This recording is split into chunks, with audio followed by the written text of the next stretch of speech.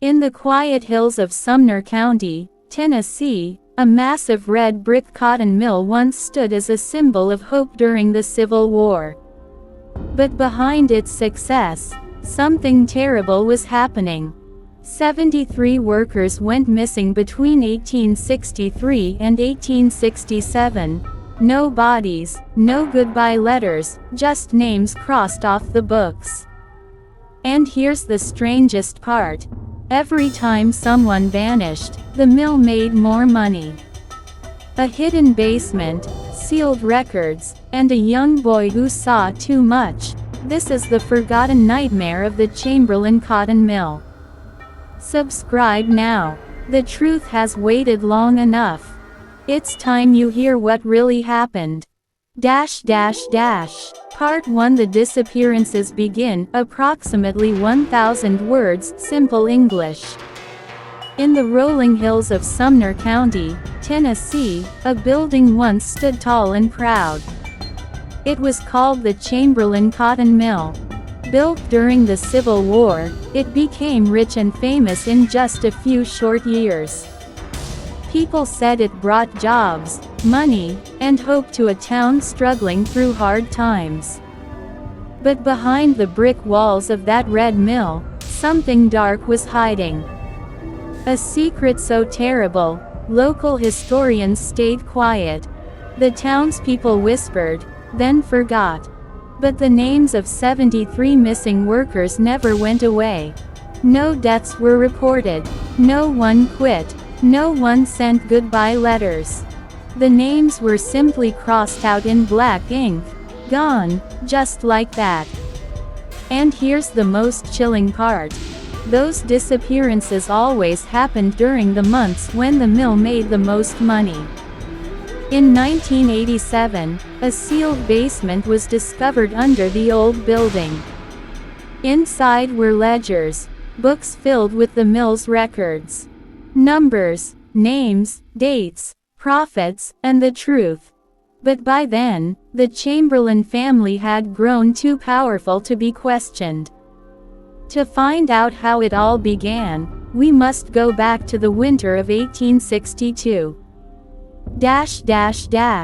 Gallatin, Tennessee was changing fast.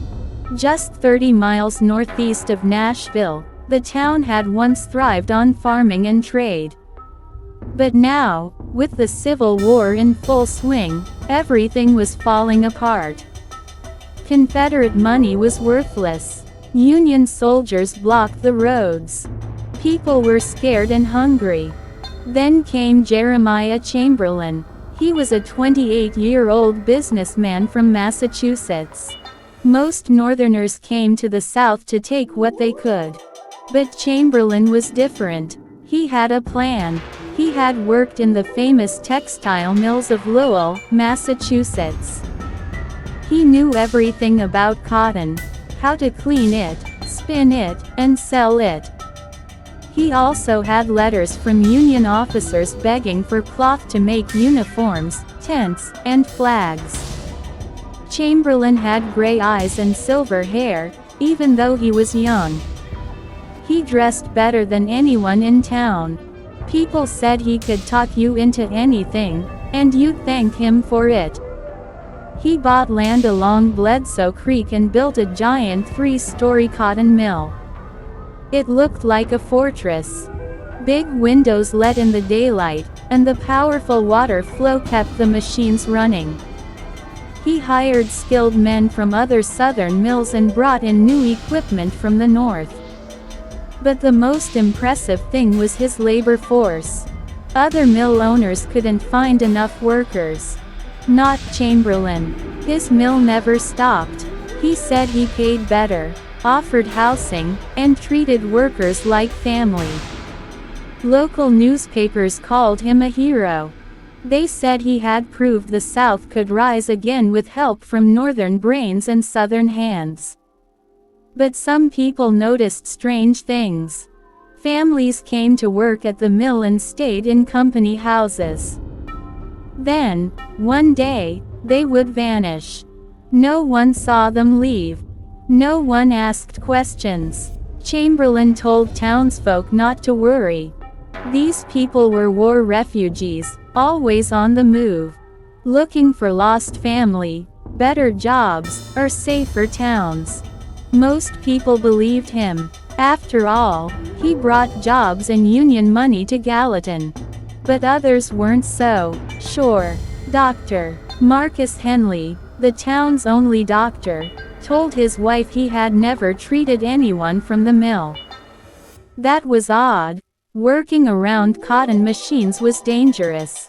Sarah Polk Jennings, the town's postmaster, noticed something too. The workers didn't send or receive mail. That was strange, especially during a war when people wanted to hear from family. And then there was Caleb Craven. Caleb was just 12 years old. His family's farm sat right next to the mill. He loved fishing and rabbit hunting along Bledsoe Creek. He spent hours outside, watching the world around him. He noticed something no one else did. Every morning, workers entered the mill. But in the evenings, he didn't see the same people coming out. Sometimes he saw no one at all. When Caleb told his father, he was told not to worry. Maybe they use another door, his father said. Or maybe they work late shifts. But Caleb saw something even stranger. During the darkest part of night, just before the sun came up, he saw wagons leave the mill. They were covered with canvas. Whatever was inside, it was large and heavy. The wagons always rolled south, toward the river. And when they came back, they were empty. Caleb didn't understand what he was seeing. But he knew something wasn't right. And then came the storm. On February 14, 1863, a blizzard hit Middle Tennessee. Snow fell for 3 days straight. Roads were blocked. Telephones didn't exist yet, but even the old telegraph lines stopped working. People stayed in their homes, burning firewood and hoping the snow would melt soon. Caleb, stuck inside, sat by his window with a pair of binoculars. He watched the mill from his room. And what he saw would haunt him for the rest of his life. Even during the storm, the lights inside the mill never went out. Shadows moved across the windows late into the night. Machinery hummed, even though no wagons brought in cotton. And on the second night, just before dawn, he saw 2 men carry something long and heavy out the back door. They loaded it into a wagon and drove toward the river. That was the first time Caleb felt afraid, not just curious, but truly scared. He had no proof, only questions. Why was the mill running in a blizzard? What were those men carrying? Why didn't workers ever return home? And why, during the worst winter Tennessee had ever seen, was the Chamberlain Cotton Mill making more money than ever before? These were the first cracks in Jeremiah Chamberlain's perfect story. And they were just the beginning. End of Part 1. Fire YouTube hook. Opening 80 to 100 words. What would you do if your child brought home a shoe, with a name carved inside, and the date it disappeared? In the middle of a snowstorm, young Caleb Craven saw something horrifying at the Chamberlain Cotton Mill: armed guards, terrified workers, and wagons leaving in the dark. Then came the knock at the door. Standing outside was Jeremiah Chamberlain himself, with a smile that didn't reach his eyes. What did he want? And why was he watching Caleb? Welcome to Part 2 of the Chamberlain Cotton Mill. This story is just beginning. Part 2. The Shoe in the Shadows. The snowstorm had passed, but the fear inside the Craven farmhouse had only just begun. Caleb sat quietly at the kitchen table. In front of him lay the small leather shoe he had found. child-sized, worn with care, initials carved into the sole, M.E., Feb. 12, 1863.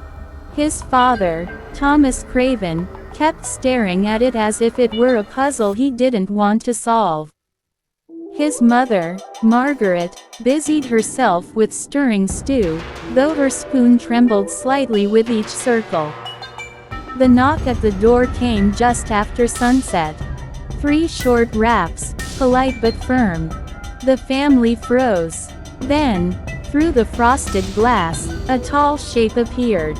The breath from the visitor fogged the window, but even without a clear view, Thomas Craven knew who it was. He opened the door slowly. There stood Jeremiah Chamberlain, his dark overcoat buttoned to the neck, a black top hat resting neatly atop his silver hair. His smile was warm, but his steel-gray eyes were cold. "Evening, Thomas. Apologies for dropping by unannounced," Chamberlain said smoothly. "Thought I'd check on neighbors after the storm. May I come in for a minute?" Thomas hesitated but stepped aside. "Of course, Mr. Chamberlain." Chamberlain removed his hat and gloves as he stepped inside. "Hope I'm not interrupting supper." "Not yet," Margaret replied politely, her voice tight. "Wonderful," Chamberlain said, settling into a chair as if he owned the place. "I won't stay long. Just wanted to discuss an opportunity, something that could benefit both our families." Thomas sat across from him, doing his best to keep calm. "Go on." Chamberlain looked toward the hallway, where Caleb was hiding, just out of sight. "I've been watching your boy. Sharp eyes, that one. Curious mind. The kind of young man who notices things others miss." Thomas nodded slowly. "Timothy's always been observant. Sometimes too much for his own good." Chamberlain smiled wider. "Exactly. Which is why I'd like to offer him something educational. An apprentice position at the mill. He could learn valuable skills. Engineering, management, even bookkeeping." Thomas stiffened. "That's generous, but he's still just a boy." "Boys grow fast during wartime," Chamberlain said. "And the world rewards those who learn early." There was silence for a moment. Margaret broke it. "Why now?" Chamberlain's eyes shifted toward her. "Because a young man like Caleb has potential. But potential must be guided, before it leads him in dangerous directions." Thomas leaned forward, his voice steady. "And if we say no?" Chamberlain's smile didn't falter. "Well, then I'll simply thank you for your time and be on my way." Of course, I'd hate for anyone to misunderstand the workings of a business during wartime. People have a habit of imagining things, especially children. One rumor can become a real problem. Caleb felt the chill even from the hallway. Chamberlain knew. Somehow, he knew what Caleb had seen. Thomas stood up. "We'll consider your offer." Chamberlain rose too. "Take all the time you need. But I wouldn't wait too long. War moves quickly." He placed his hat back on his head, gave a slight bow, and walked out the door into the snow. The door shut with a heavy thud. No one spoke for several minutes. Then Thomas turned to Caleb. "From now on, you stay away from the mill. You hear me? But Pa, no arguments. You stay away." Margaret touched her husband's arm. "What are we going to do?" Thomas didn't answer. He simply picked up the shoe and took it into the barn. Caleb watched from the window as his father placed it in a wooden box, then buried it beneath hay and tools. That night, Caleb couldn't sleep. He stared at the ceiling, thinking of the people he saw marching to the shed. The guards, The wagons. The cold eyes of Mr. Chamberlain. Were those people still alive? Why had no one else spoken up? And what happened to the child who wore that shoe? 2 days later, news spread through Gallatin that the mill had resumed full operations. Workers were seen entering the building again. But Caleb noticed something. None of them were the same people. New faces. New families. It was as if the old ones had been wiped clean, just like the shed floor. School resumed as snow melted. Caleb tried to act normal, but something inside him had changed. One day after class, he found a folded paper inside his schoolbook. No name. Just a message. You saw too much. Stay quiet, or disappear. His hands shook as he read it. Someone had been watching. That evening, while feeding the chickens, Caleb noticed muddy boot prints near the back of the house, prints that didn't match anyone in his family. He ran to his father. Thomas said nothing. He simply loaded his old rifle and sat on the porch until morning.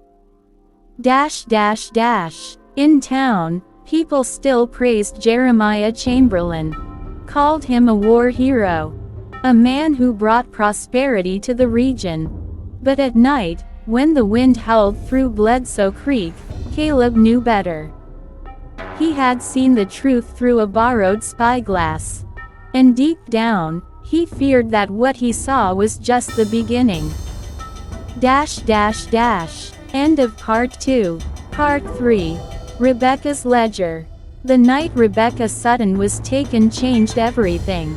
Caleb Craven watched from behind a pile of stacked lumber as the Sutton family was forced from their home. Their frightened voices cut through the still night air. Armed guards led them across the snowy ground toward the basement of the cotton mill. Caleb's fists clenched with helpless anger. He had tried to warn them. It hadn't been enough. But what he didn't know, what no one knew, was that Rebecca Sutton had prepared for this moment. 3 weeks earlier, she had found one of Caleb's notes hidden beneath a coil of thread in the mill's sewing room. They disappear. You will too. Watch the guards. Count the wagons. The message was brief but terrifying. And it explained why she had noticed strange things too. Missing families, whispered rumors, locked doors beneath the mill.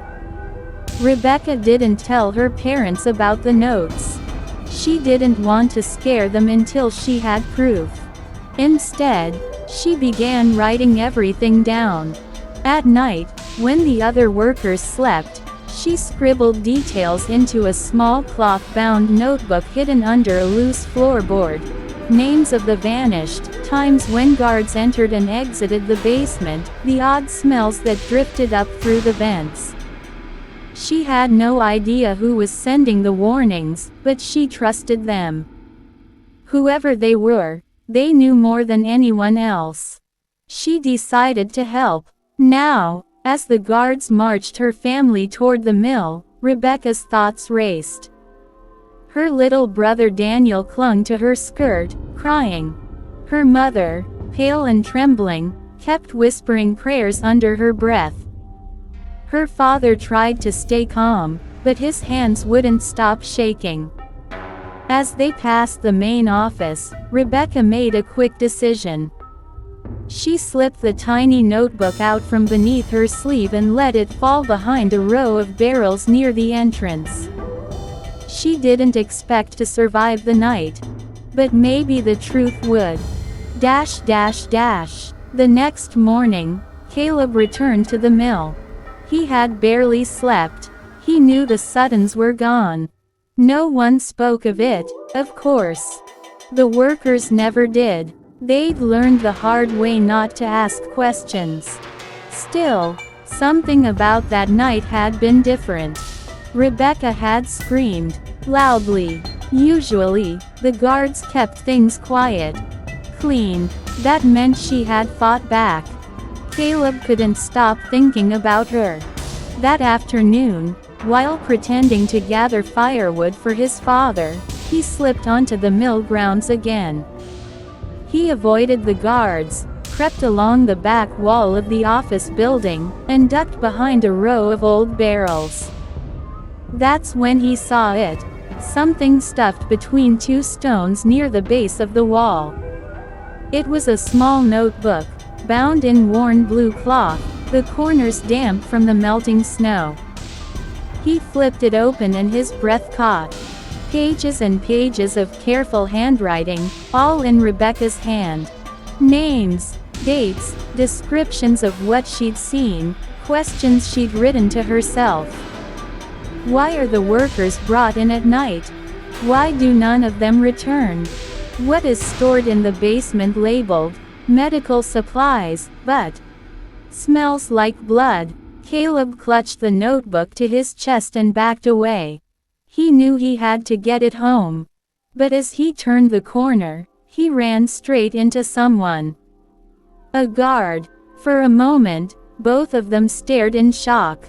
Caleb didn't wait. He shoved the guard hard in the stomach and sprinted across the yard. Shouts rang out behind him. A bullet whizzed past his shoulder. He didn't stop running until he was safely back in the woods. That night, he showed the notebook to his parents. Margaret Craven wept as she read it. Thomas Craven paced the room with clenched fists. "This is evidence," he said. "Real proof. They can't ignore this." But Caleb shook his head. "No one will believe a boy and a preacher's daughter. Not without more." His father looked grim. "Then we get more. Over the next 2 weeks, Caleb and his father worked in secret. They studied Rebecca's notes, watched the mill day and night, and recorded everything. Thomas made copies of her journal entries. Caleb drew maps of the building layout, marking windows, doors, and guard posts. One evening, while checking on the graves near the river, they discovered something horrifying. Several of the newest graves had been disturbed, dug up and left open. Inside were empty wooden boxes. "No bodies," Thomas whispered. "They're moving them." "Why?" Caleb asked, his voice trembling. "I don't know. But it means they know someone's watching." That same night, another family vanished from the mill. Caleb felt his stomach twist with guilt. They hadn't stopped anything. Not yet. Then, one rainy afternoon in late June, a stranger arrived in town. He was tall, dressed in a Union officer's coat, but not with regular troops. His papers identified him as Dr. Jonathan Greaves, a surgeon assigned to the Army's Medical Inspection Bureau. He had been sent to investigate rumors of unusual experiments at several southern mills. The town's mayor, a man who had always praised Chamberlain's generosity, tried to downplay the rumors. "Idle talk," he said. "People see things in the dark that aren't really there." But Greaves wasn't convinced. Caleb, against his parents' wishes, decided to risk everything. One night, he snuck into the inn where Greaves was staying and slipped Rebecca's notebook under his door. He left no name, just a note. "This is real. More are going to die." The next day, federal agents surrounded the mill. Jeremiah Chamberlain was not arrested. Not then. But he was questioned. His records were seized. Several guards disappeared into the woods and were never found again. The Sutton family's names were listed in Rebecca's notebook, but their bodies were never recovered. And Rebecca herself, gone, vanished like all the others. But her ledger survived, and with it, so did the truth. Caleb Craven never forgot what she had written, or what she had tried to do. And as the summer of 1864 stretched on, he made a promise to her memory. He would not stop until Jeremiah Chamberlain's secrets were known to the world. The Chamberlain Cotton Mill. Part 4. The Whispering Floorboards. Word count: approximately 1,000. Setting: Sumner County, Tennessee, 1860s. Language: easy and simple English. Audience: American YouTube viewers.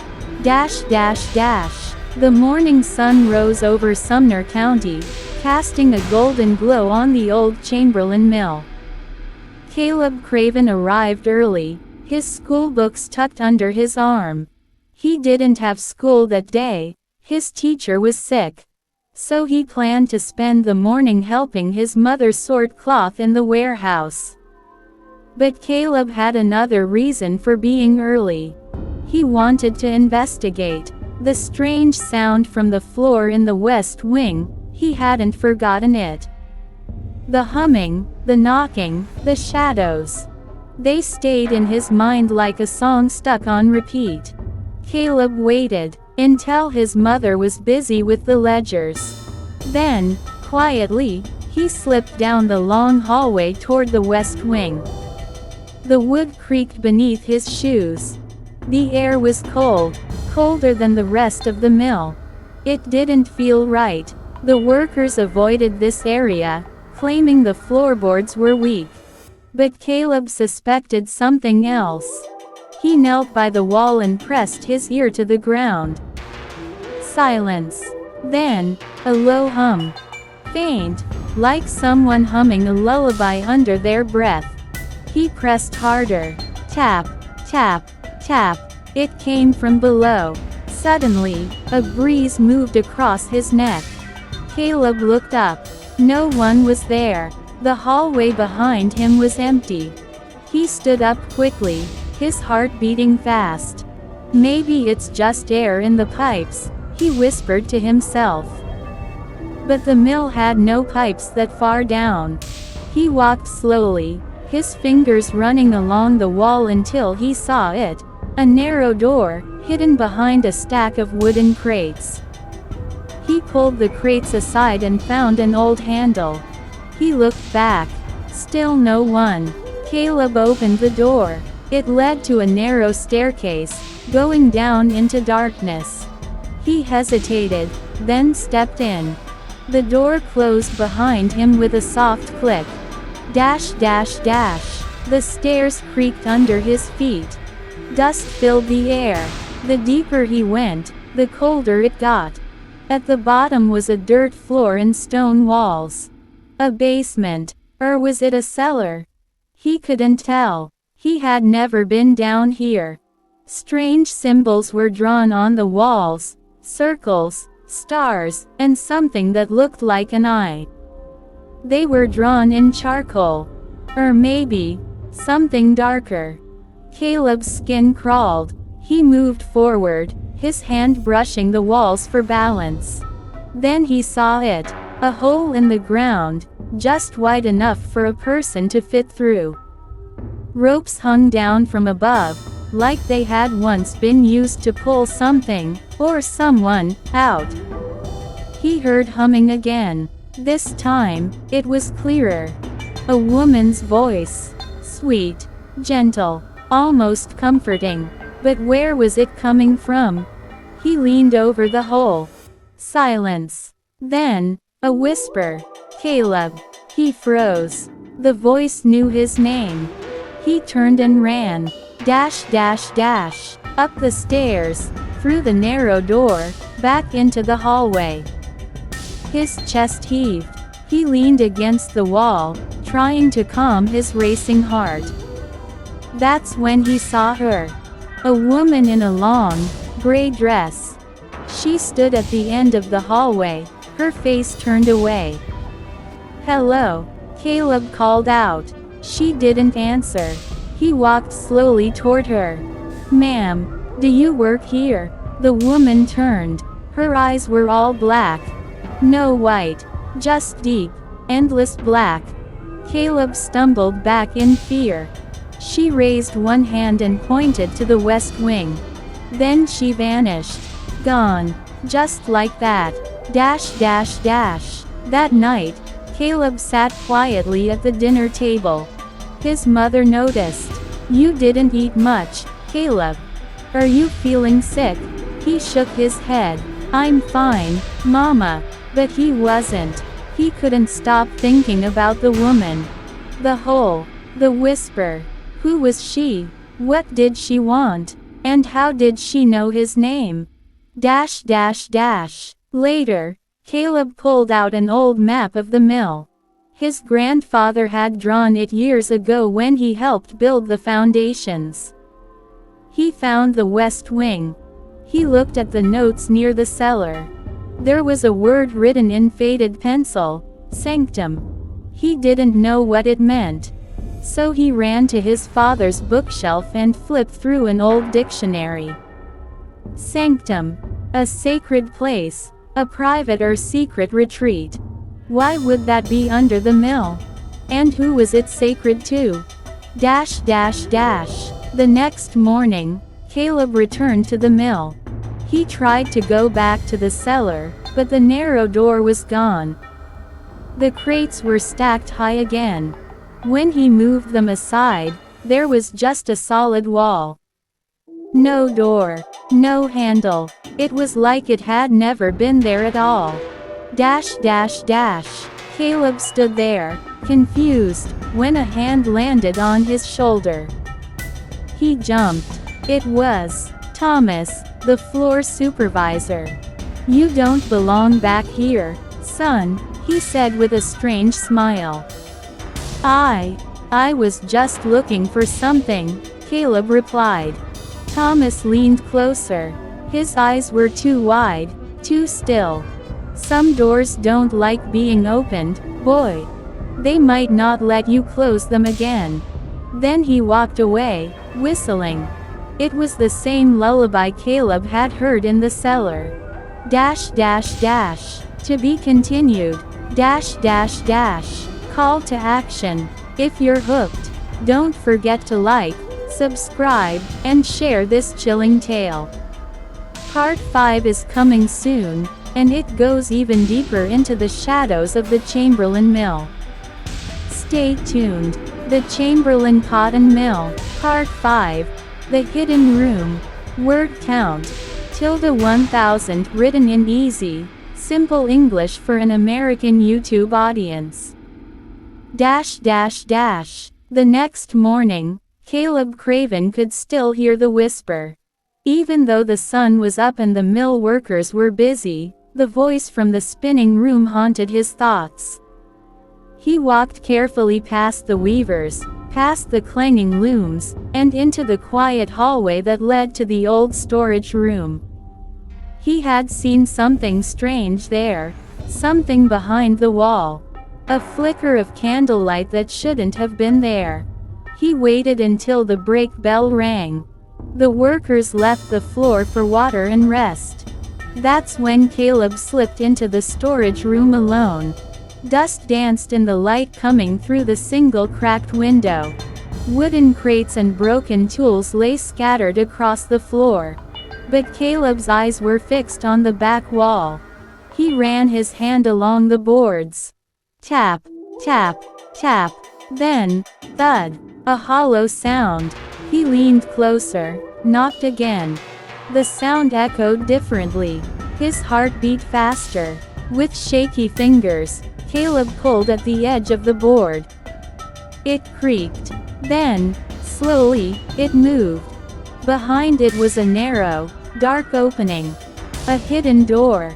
Dash dash dash. The air inside was cold. Damp. It smelled like wet earth and rusted iron. He reached for a lantern that hung by the storage room door, lit it, and stepped inside. The passage was narrow and low. He had to crouch. His foot hit something, a chain. He pointed the lantern down. Shackles. Old, rusted shackles bolted into the wall. His stomach turned. "Why are these here?" he whispered. Farther in, the walls were carved stone. He passed shelves of old records, books with names and numbers. Some were torn, some were burned. Then he saw the room. It was small, circular. In the center was a wooden table, cracked and stained. Carved into the table were strange marks, symbols he didn't understand. They looked old, not just old, but ancient. They gave him chills. Beside the table was a chair. And in the chair, bones.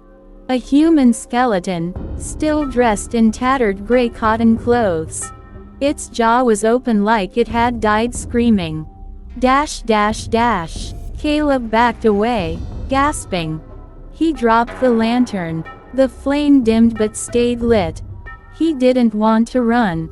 Not yet. Something was telling him to look. He scanned the walls. Behind the skeleton was a drawing scratched deep into the stone. A man with no eyes. Standing over workers. Beneath him, smaller people bowed. And above them, the spinning wheel symbol again, just like the one he saw in the weaving room.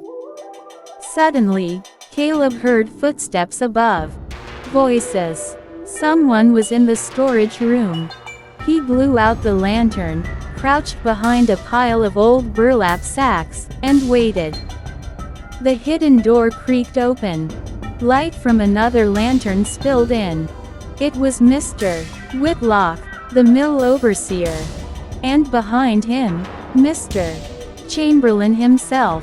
Dash dash dash. Are you sure he saw it? Mr.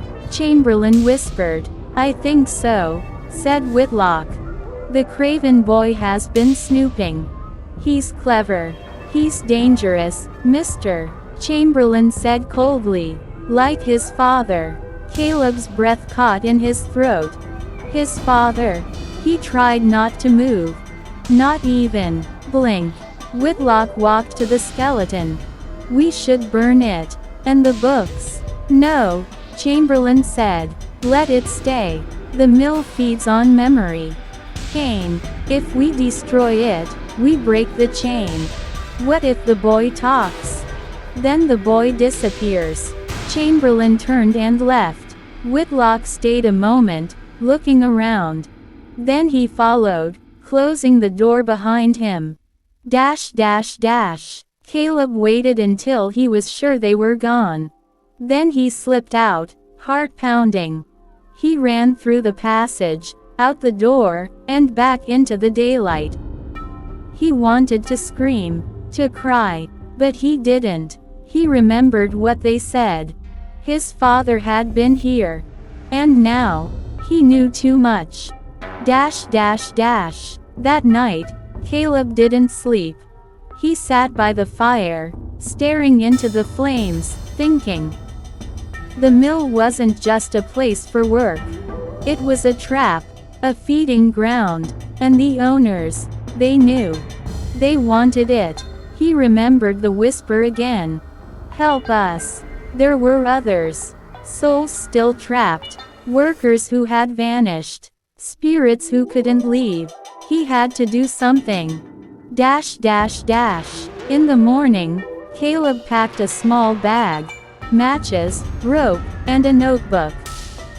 He wrote down everything he had seen. The symbols. The skeleton. The passage.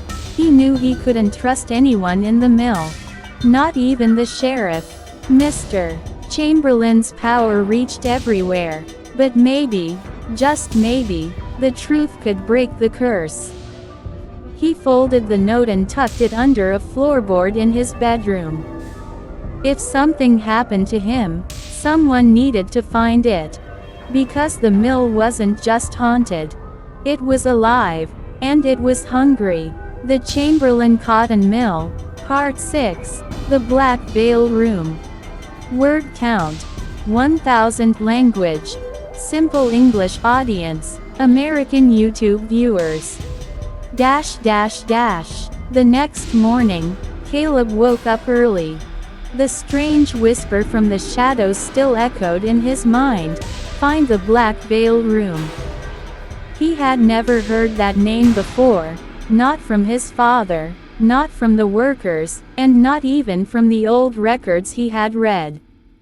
But something inside him knew it was real. He slipped into the mill while it was still dark. The workers hadn't arrived yet. Only the sound of the wind tapping against the broken windows kept him company. Caleb moved carefully, holding a small lantern, his fingers trembling. He returned to the lower level where the fire had once broken out. The air was damp and heavy. Rusted tools lay scattered on the floor. Then he noticed something strange. On the far wall, behind a collapsed shelf, there was a small metal door. It had no handle, only a small circular keyhole, shaped like a teardrop. "This must be it," Caleb whispered. "The Black Veil Room." He tugged at the door, but it wouldn't move. Locked. He stepped back, thinking. Then he remembered the iron pendant Mr. Silas wore, the one shaped like a teardrop. Could that be the key? Later that afternoon, Caleb waited by the mill's main office. Mr.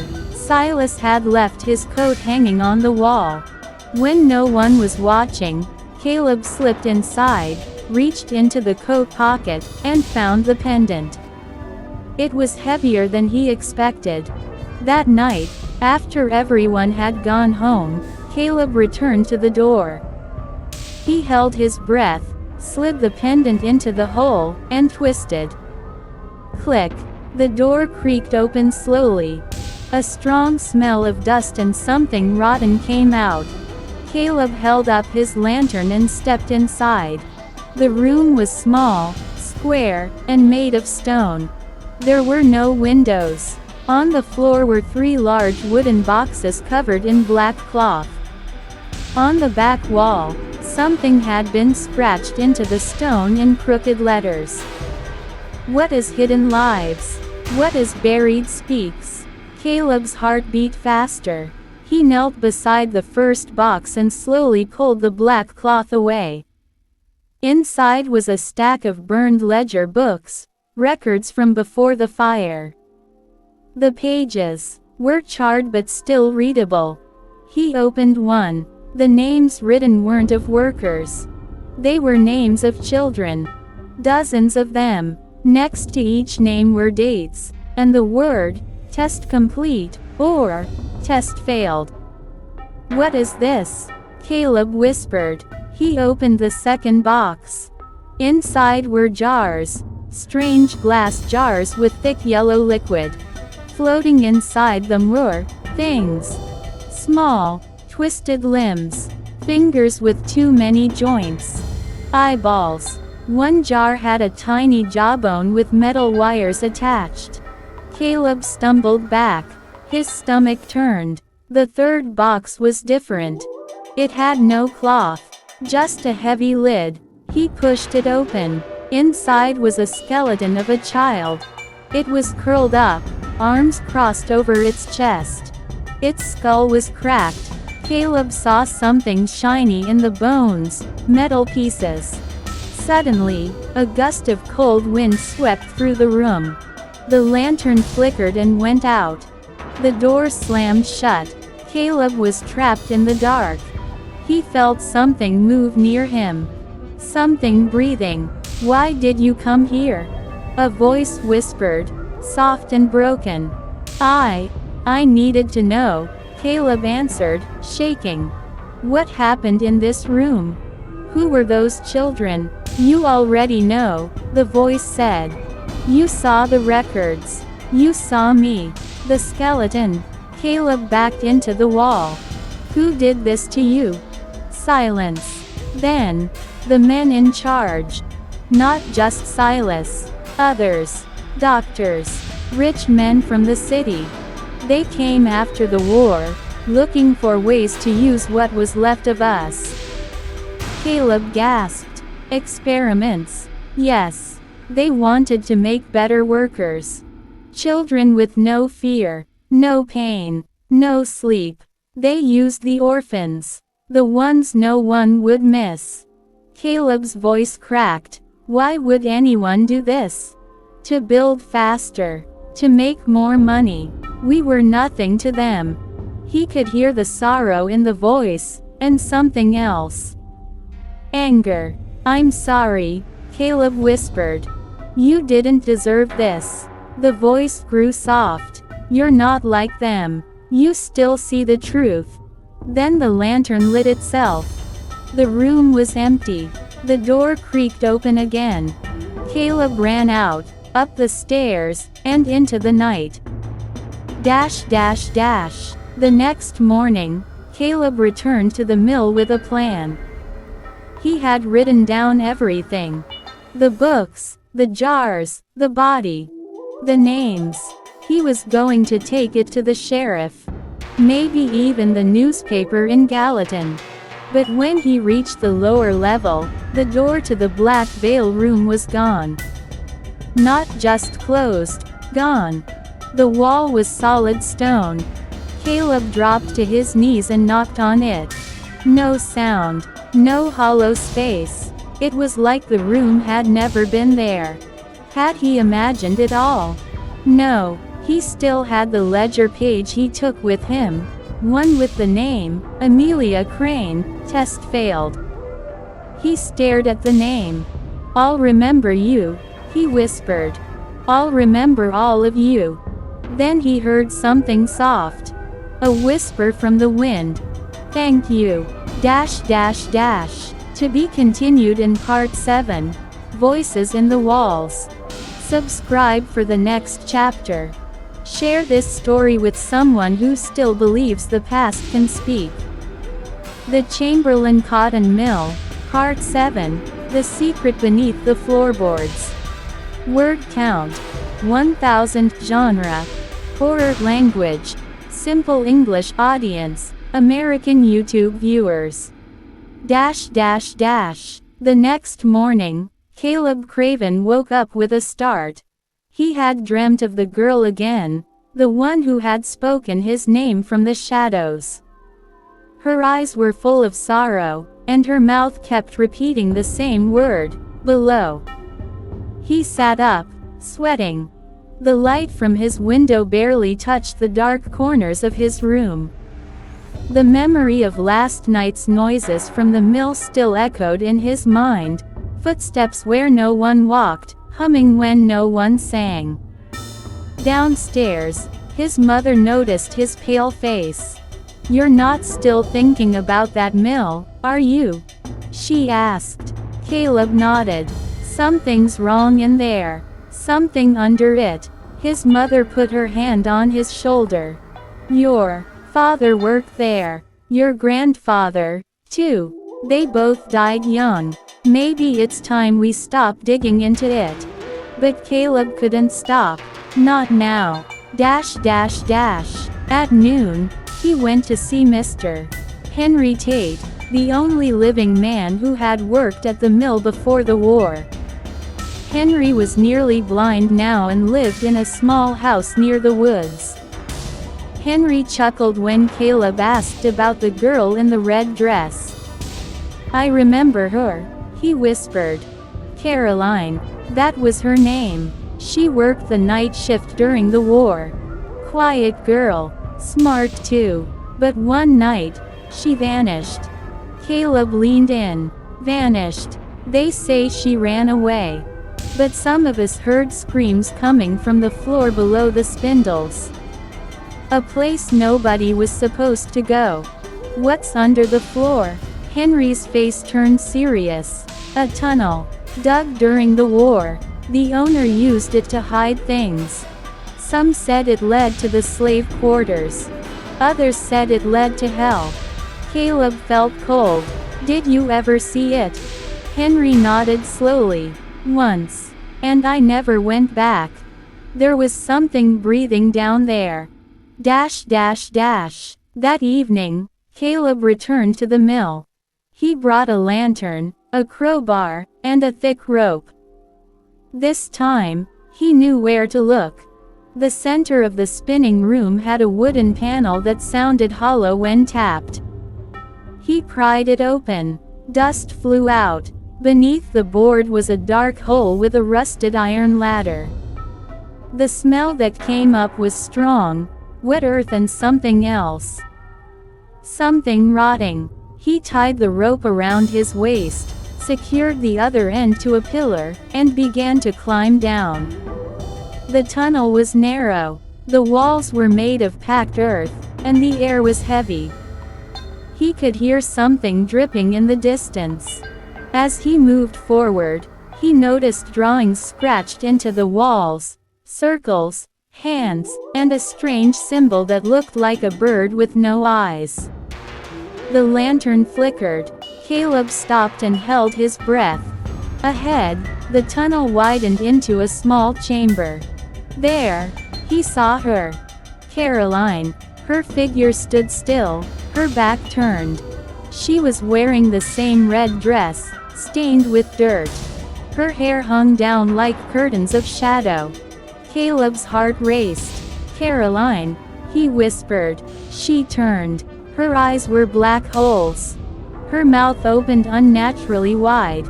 You shouldn't be here, she said, voice echoing like it came from a well. Suddenly, the ground shook. The lantern dropped from Caleb's hand and broke. Darkness swallowed everything. Dash dash dash. He screamed and tried to run, but the tunnel was gone. He was somewhere else now, a room of brick and fire. Strange machines turned without power. Chains hung from the ceiling, and whispering voices called his name from every corner. Caleb, Caleb, join us. Something brushed against his arm. He spun and saw hands, dozens of hands, reaching from the walls. Some were small, like children's. Others were large and burned. He ran. He didn't know how, but he ran through the dark until he found the ladder again. He climbed fast, hands bleeding, breath shallow. When he burst through the floor, he was gasping, cold, and trembling. The mill was silent again. But not empty. He could feel eyes watching him. Dash dash dash. At home, his mother cried when she saw his state. He had mud on his boots and scratches on his face. What happened? She asked. He couldn't answer. Not yet. That night, he wrote everything in a journal. Caroline, the tunnel, the hands, the whispers.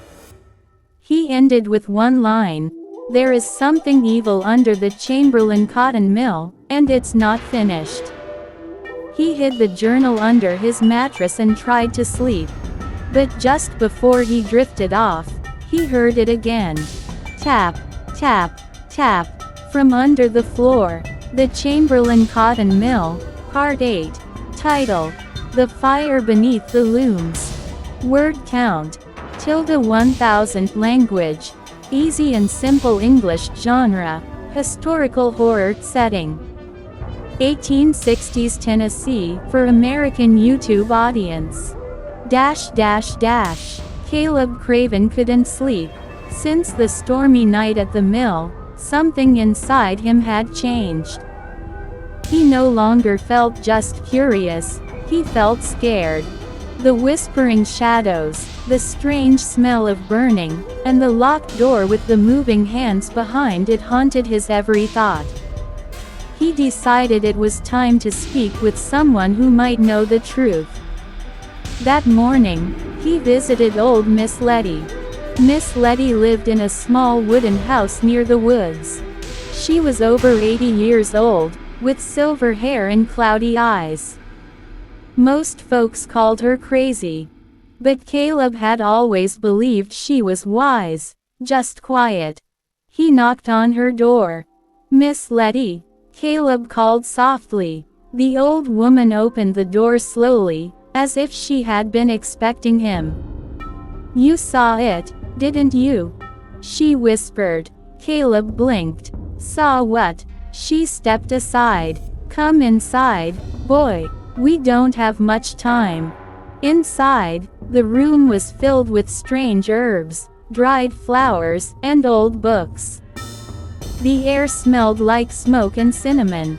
Miss Letty sat down slowly and looked Caleb in the eyes. "What did you see, child?"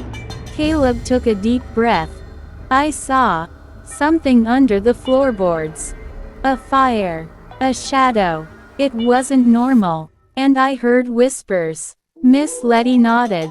"You're not the first. But you may be the last." She explained everything in a soft, shaking voice. "A long time ago, before the war, the Chamberlain Cotton Mill was built on sacred ground. The land had once been a burial place for a native tribe. The factory owners didn't care. They tore through the graves and built anyway. The spirits grew angry. At first, they only appeared as shadows or whispers. But over time, the fire was awakened. The workers began disappearing. First the children, then the weak. People thought it was illness or accidents. But Miss Letty knew better. They fed the fire, she said. The spirits need peace. But the mill took everything sacred and turned it into profit." Caleb's heart pounded. "Why am I seeing it now?" "Because it's waking up again," she said. "And you're the only one who can stop it." Miss Letty opened a small wooden box and pulled out an old iron key. "This key opens the trapdoor beneath the oldest loom. It leads to the fire pit. It's not just smoke you saw. It's a soul furnace. A prison for restless spirits. The owners trapped them there." "Why would they do that?" Caleb asked, horrified. "To keep the machines running," she said. "The fire gives power. But it comes at a cost." Caleb clenched his fists. "So I have to free them?" Miss Letty nodded. "Free them, or the whole town burns with them." That night, Caleb returned to the mill alone. He carried a lantern in one hand and the key in his pocket. The factory was quiet, too quiet. He walked past the empty machines and stopped before the old loom, the same one where the girl had vanished. The wood beneath it was scorched. He got on his knees and found a small iron latch hidden under the floorboard. With shaking hands, he inserted the key. The trapdoor creaked open. A wave of hot air rushed out, thick with the smell of burning hair and sulfur. Caleb held his breath and climbed down the narrow ladder. The tunnel beneath the mill glowed red. Flames licked the stone walls, but there was no smoke. Instead, the air was filled with whispers, dozens of them. Crying, begging, laughing. He reached the bottom and saw it. A massive iron furnace. But this one wasn't used for coal. Faces moved inside the flames, twisting, screaming, trapped. Caleb dropped to his knees. "I'm sorry," he whispered. The spirits seemed to hear him. The fire dimmed slightly. He reached into his bag and pulled out a small bag of Miss Letty's herbs. She told him they were sacred, blessed by her grandmother, passed down through generations. He tossed the herbs into the flames. The fire roared, but instead of growing, it began to fade. One by one, the faces disappeared, like smoke in the wind. The heat turned to cold. Then silence. Suddenly, a wind burst through the tunnel, nearly knocking Caleb over. The walls shook. Dust fell from the ceiling. And then, the furnace cracked. With a loud bang, it split open. From the broken metal, a black mist rose. It hovered in the air, tall, dark, formless. It looked at Caleb without eyes. "You are not like the others," it said. Caleb didn't speak. "You did not come to steal or use." You came to free. Caleb nodded slowly. The mist floated closer. One day, the fire will return. But tonight, you gave them peace. Then the spirit vanished. The flames were gone. The heat faded. Caleb climbed back up and closed the trapdoor. He walked out of the mill and looked back one last time. It looked like any old building again. But he knew what it really was. What it had been. And what it still could become. The next morning, the townspeople noticed something strange. The machines no longer worked. The mill was quiet. For the first time in years, the sky above Chamberlain wasn't filled with black smoke. But no one seemed upset. It was as if the town had taken a breath after holding it for 100 years. Caleb never told anyone what he had done. Not even Miss Letty. But deep down, he knew something had changed. And somewhere, beneath the mill, the silence was finally peaceful. Part 9 coming next. Would you like the title, description, and hashtags for the full story after Part 10 is done? The Chamberlain Cotton Mill, Part 9, The Secret Room. Word count, approximately 1,000. Setting, 1860s, Sumner County, Tennessee. Main character, Caleb Craven. Style, simple English, for American YouTube audience. The heavy storm roared outside as Caleb crept into the mill for the 9th time. This time, he didn't come alone.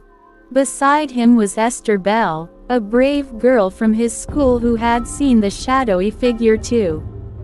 She believed him. Caleb whispered, "It's behind the old staircase. I saw a door once. But when I told Papa, it was gone the next day." Esther nodded. "Let's find it again." They moved slowly through the dark, dusty hallway of the abandoned section. Caleb held a lantern while Esther kept watch behind them. The air smelled of mold, and the floorboards creaked under their feet. They reached the base of the crooked staircase. Caleb ran his hand along the wall. His fingers stopped at a line, barely visible. A door. He looked at Esther. "Help me push." Together, they pressed against the wood. The wall groaned and slowly opened. Behind it was a narrow tunnel, damp and cold. Their lantern flickered as they stepped inside. Cobwebs hung from the ceiling like curtains. The walls were lined with old bricks, some cracked and leaking water. Caleb's heart pounded, but he pushed forward. After about 30 steps, they found a small iron door with a strange symbol carved on it, a circle with 3 thorns. Esther reached out and touched it. Suddenly, voices echoed behind the door. Muffled whispers, like prayers or chants. Caleb froze. "Do you hear that?" "Yes," Esther whispered. "We're not alone." The iron door was slightly open. Caleb pushed it wider. What they saw made their blood run cold. Inside was a candlelit room. In the center stood 4 figures in black robes. One of them held a long scroll and was reading in Latin. The others stood still, their faces hidden by hoods. In the corner was a stone table. Something lay on it. Something wrapped in cloth. Esther gasped softly. That's a child." The chanting stopped. One of the robed figures turned. "Who's there?" a deep voice asked. Caleb pulled Esther back. "Run." But it was too late. 2 men rushed out of the room. Caleb and Esther ran back through the tunnel. The lantern slipped from Caleb's hand and shattered. Darkness swallowed them. They felt their way along the wall, bumping and tripping. "Left," Caleb shouted. "The door's on the left."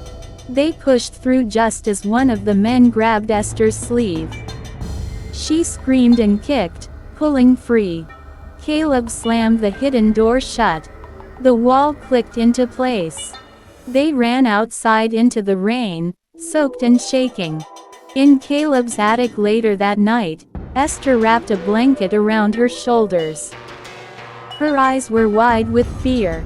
"We have to tell someone," she said. Caleb nodded. "But who will believe us?" "My uncle works at the sheriff's office," she said. "He trusts me. We can show him the mark we saw on the iron door." Caleb stood. "Then we'll go first thing in the morning." But sleep didn't come easy. Every time Caleb closed his eyes, he saw the stone table, the cloth-wrapped child, the black robes. The next morning, they met Esther's uncle, Mr. Whitmore. He was a kind man with silver hair and serious eyes. He listened carefully as the two children described what they saw. He didn't laugh. He didn't call them crazy. Instead, he leaned in close. "That symbol you saw, the 3 thorns in a circle. It's very old. It was used by a group during the war, men who believed pain could bring power. They disappeared years ago." Caleb asked, "So you believe us?" Mr. Whitmore nodded. "I do. But we must be careful. If these men are still meeting in that room, they don't want to be found." He stood. "I'll bring deputies tonight. You'll show us the way." That night, as the moon hung low, Caleb, Esther, and Mr. Whitmore returned to the mill. This time with 3 deputies, armed and ready. But when they opened the hidden door and followed the tunnel, the room was gone. No candles. No robes. No table. Just cold stone walls and dust. The deputies searched everywhere. No sign of the people. No sign of the symbol. Mr. Whitmore frowned. "They knew we were coming. Someone warned them," Esther whispered. "Then someone in town is helping them." Caleb stared into the dark. "They're still here," he said. "And we're not safe. Dash dash dash. To be continued in part 10. The fires below. Dash dash dash. Let me know when you're ready for part 10, the final chapter. The Chamberlain Cotton Mill, part 10. The final thread. The rain poured hard on Sumner County that night. Thunder rolled over the hills like drums of war. Caleb Craven, soaked and shivering, stood outside the burned shell of Chamberlain Cotton Mill.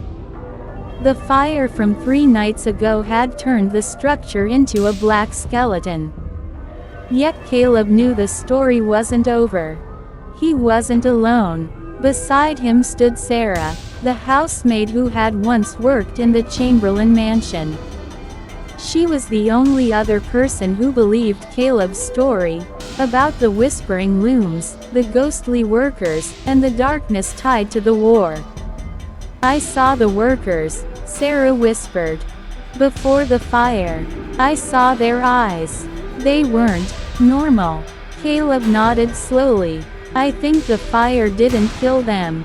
"What do you mean?" Caleb turned his eyes to the hills behind the mill. Smoke still rose there, not from fire, but from chimneys. New chimneys. A second facility, hidden away. It was a rumor, but now Caleb believed it was true. "They've moved everything," he said. "The machines. The bodies. The curse." Sarah gripped his arm. "We have to go. Tell someone." But Caleb didn't move. He remembered Mr. Chamberlain's words before he disappeared. "What's stitched in shadow cannot be burned in light." Down the hill, they saw lanterns moving. Men in long coats, silent and steady, walking with the same jerky movements as the haunted mill workers. Caleb recognized one of them. A boy who had died in the fire. Elijah Tills. His clothes were burned, his skin pale, But his eyes, empty and cold. "They're still working," Caleb whispered. He and Sarah ran, ducking into the woods. Behind them, the lanterns bobbed slowly. No one chased them. The workers didn't need to hurry. They never did. Back in town, Caleb told the sheriff, told the preacher, told anyone who would listen. Most shook their heads. Some laughed. A few looked away, afraid. One old man finally spoke. The mill's curse was never in the building. It was in the cotton. That cotton came soaked in blood. Slave blood, soldier blood, child blood. You don't break that kind of curse with fire. You feed it, or you flee it. Caleb and Sarah fled. They left Sumner County that week, heading north, away from the shadows of Tennessee. They found work in a schoolhouse in Indiana. Clean air, honest people, no whispers in the walls. But some nights, when the wind blew just right, Caleb would hear a low, rhythmic hum, like the sound of a loom moving in the dark. He would wake up in a sweat, heart pounding. Years passed. Caleb became a writer. He told stories about loss, war, and forgotten towns. People praised him for his imagination. Only Sarah knew the truth. And deep in the woods of Sumner County, under new ownership and a new name, a factory still worked in the night. No manager, no brakes, no light, just looms, spinning cotton into cloth, stitching death into every thread. If you enjoyed this story, don't forget to thumbs up, like the video to show your support. Speech balloon, comment your thoughts or theories. We love hearing from you. Bell, subscribe for more chilling horror stories. Loudspeaker, share this story with someone who loves a good scare.